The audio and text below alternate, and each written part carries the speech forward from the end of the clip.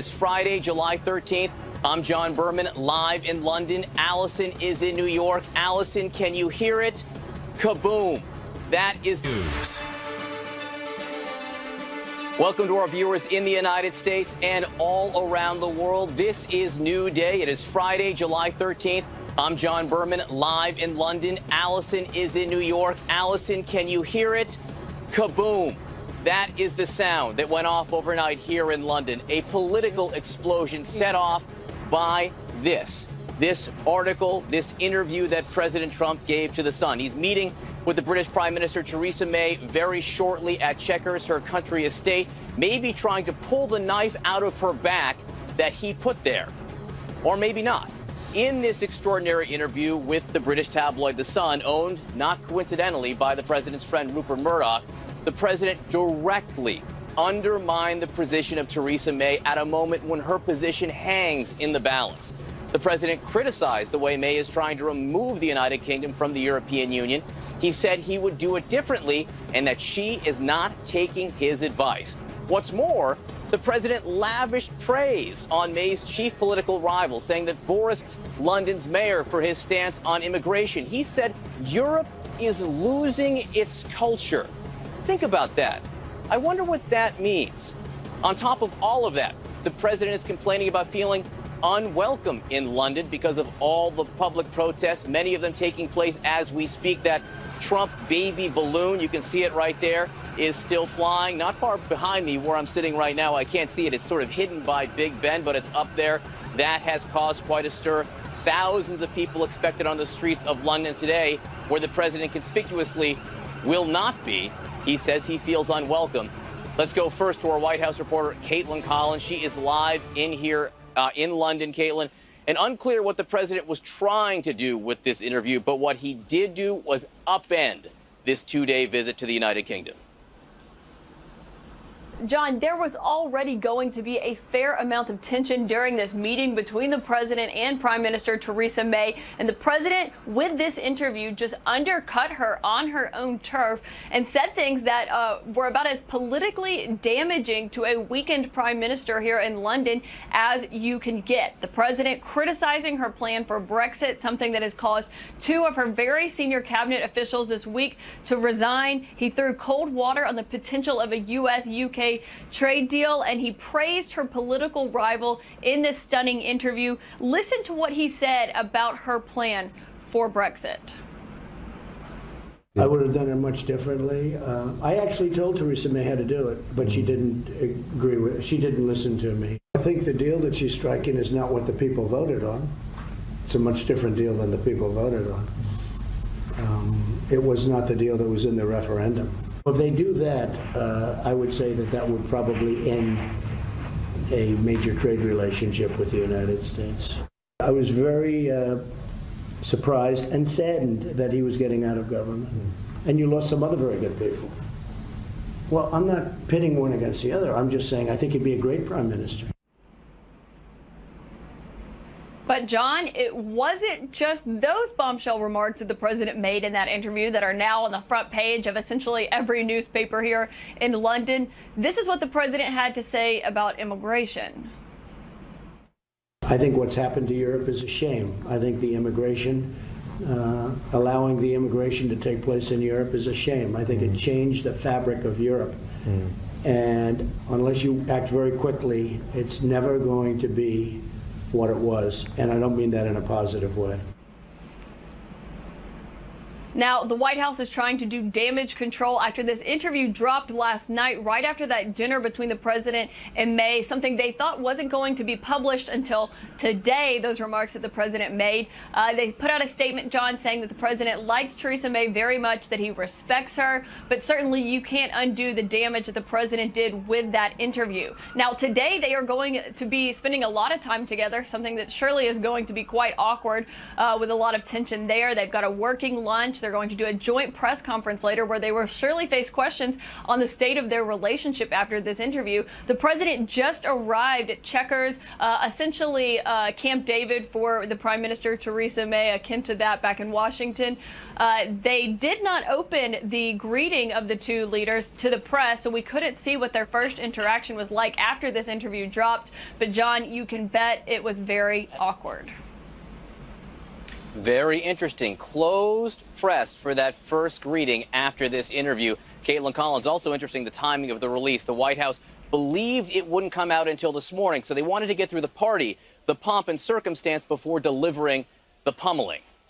So we have some live pictures from the streets of London. These are the protests that are popping up across the city. That, of course, is the baby Trump, the balloon, the blimp that is getting so much attention here. The president not in London. Chequers, where he is right now, is about 40 miles outside the city. Want to bring in CNN's Nick Payton-Walsh. He is live underneath that balloon with the crowds in Parliament Square. Nick, what are you seeing? Well, John, it's beginning to get going here, really, and what's key is that that balloon behind me has about another 25 minutes permission to be up in the skies. That permission was granted by London Mayor Sadiq Khan for a short window, and it caused Donald Trump to say in that interview with The Sun that he, quote, feels unwelcome here and criticised the London Mayor's stance on immigration, crime, you name it, things he doesn't actually decide as London Mayor, but still perceived in Donald Trump's vision to be a weak spot. I should point out next to me here, overheating slightly in his gorilla suit, is another likeness of Donald Trump. This isn't allowed actually on Abingdon Green behind me itself because it doesn't have permission as a protest, but still, regardless, the fact that we have two mocking images of Donald Trump here, the closest that he or a likeness of him is going to get to Parliament, is extraordinarily telling, John, because this is normally a place on lockdown for a US sitting president to be able to move around and see Buckingham Palace and Parliament. Instead, quite the opposite. He's not even remotely touching central London, apart from that US ambassadorial residence in Regent's Park, where he touched down briefly yesterday afternoon and is going to overnighted yesterday. So remarkable change in the dynamic here, and we saw two of the aircraft, the Osprey, half helicopter, half planes that have been ferrying his entourage around, fly over Parliament. You couldn't get a more stark contrast, frankly. The distance between this city, it's possibly going to erupt in protests in the hours ahead now. Tens of thousands of people, the occasional spotted presence of pro-Trump supporters. There's two shirtless tattooed men back there with a lady expressing their pro-Trump views. Some people do find this display of a sitting US president as a baby in a diaper to be disrespectful of the office, but still, regardless, a busy day here on the streets. Police hoping it will remain calm. Back to you. All right, Nick Payton-Walsh underneath that baby Trump balloon in Parliament Square, not far from where I am right now. Nick, thanks so much. Joining me now is Matthew Doyle. He was the political director for former British Prime Minister Tony Blair. Also with me, CNN chief international anchor Christiane Amanpour. And just moments ago, Christiane interviewed the London Mayor Sadiq Khan, very much at the center of this morning's controversy. We'll get to that in a moment. But Christiane, I just want to make sure that our international audience and our American audience understands the significance of what I'm holding in my hands right now. This interview, which the president gave on Wednesday in Brussels, right? It was supposed to, they thought it was going to be released today, but this hit like a giant political explosion here. And for all the reasons you said, it's owned by Trump's friend, a very pro-Brexiter, pro-Trumper. He looks like he's got his talking points from Boris Johnson, all of that kind of thing. But you're absolutely right. Look, we've already established that President Trump is not on the normal spectrum of diplomacy and what foreign leaders do to each other and how they treat each other. So just the fact that he gave that interview ahead of his visit, you know, briefing against the chief ally, right, the special relationship, if we still believe in that, briefing against the special relationship, briefing against the mayor of London, with whom he's had a long-running feud ever since he, as a candidate, said he would ban all Muslims from coming into the United States. So that's the sort of context. But I would say he's nothing if not consistent. He has upended both meetings. He arrived to the NATO meeting with this very unexpected full frontal assault on Angela Merkel and Germany, captive, controlled by Russia. That was just unprecedented language for every reason. And now he's doing the same thing with Theresa May. Who knows? It may end up just fine in the end. They may chat to each other and come out and have a joint press conference, and it may be just fine. But those are his views. He is very concerned about a different colored reality in America, in Europe. We have demographic realities. We have people who are not like back to the old times. It's not just a majority white nation or world anymore. And he's mourning that. You can see what he said to the Sun. I want to talk about that in just a second, because I think those words are very, very important and notable. But I want to stick to Theresa May if I can for a moment. You said we don't know what we're going to see. Maybe they'll come out hand in hand, all smiles. I kind of doubt it, Matthew Doyle. And the arrival at Chequers, we believe the president has arrived at Chequers. We thought that was going to be a public four-camera moment, but they didn't show us pictures. And I don't know if that is because they wanted to perhaps hide the grimace that she might have been delivering. I mean, it's certainly unusual to have an arrival like that be off camera. Normally, that's one of your bog standard pictures that you'd expect to get on any trip like this. Look, I think the hope for Theresa May is that what we're seeing is Donald Trump in his kind of role where he personifies both bad cop and good cop at the same time. So he's come in now like a wrecking ball before the trip to basically smash things up, and then he'll have the meeting with Theresa May and come out and say, oh, Theresa May has persuaded me that actually Britain's on the right path and there's the potential for a deal. I'm sceptical about that, to be honest, given the strength of the remarks that even for him it's hard for him to walk back from. And what's so incredible about this trip is that it does look like his script isn't being written by the National Security Council of the White House or by the State Department. His script is being written by Nigel Farage and Boris Johnson. These are precisely the domestic criticisms that Theresa May fears the most in terms of attacking her Brexit plans and them not being able to deliver the sort of trade deals that people wanted. Inside the Sun article, one of the things it does note by the writer there is that they didn't feel that the president listened to anyone anyway. It wasn't as if he was listening to his advisors. He did what he wanted, said what he wanted. He acted like an emperor, it says in this article, brushing away Sarah Sanders when she said the interview was over. It was supposed to be 10 minutes, ended up going 28. Fascinating. So, Christiane, you spoke to Sadiq Khan. I did. The mayor of London here. The president directly criticized him for what he considers crime and terrorism taking place in London. But Sadiq Khan, the mayor, also directly addressed this confrontational approach the president has taken to Theresa May. He did. He talked, I mean, I specifically put to him, how did you feel when you saw this today? And here he is coming to your city, sort of bypassing it, and he's going to meet the Prime Minister. She may be in a different political party, but nonetheless, what do you think of it? This is what he said.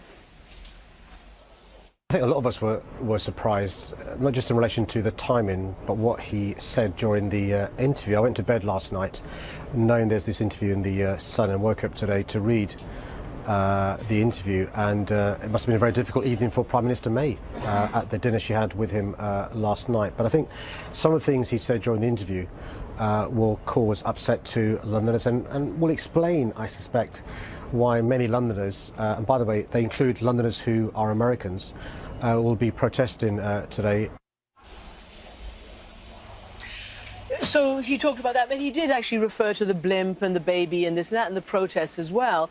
And when we asked about it, when I asked him, I mean, do you think it's disrespectful to the office? Why, why have you given permission? He said, look, we have a history. We're a democracy. We have a history of political protests. This is a political protest. Can you imagine, he said to me, cancelling a political protest in New York or Chicago or San Francisco or any such place? And of course, reminded me that when President Bush came here during the Iraq War, big protest. President Reagan during the, height of the antagonism during the Cold War and wanting to put nuclear missiles in Britain and elsewhere, there were big protests. But as he said, they weren't as thin-skinned, and they nonetheless still came to the capital city. I'm just getting updates, Matthew, in my ear about some of the things we understand the president has been saying so far this morning. He's at Sandhurst, which is the Royal Military Academy.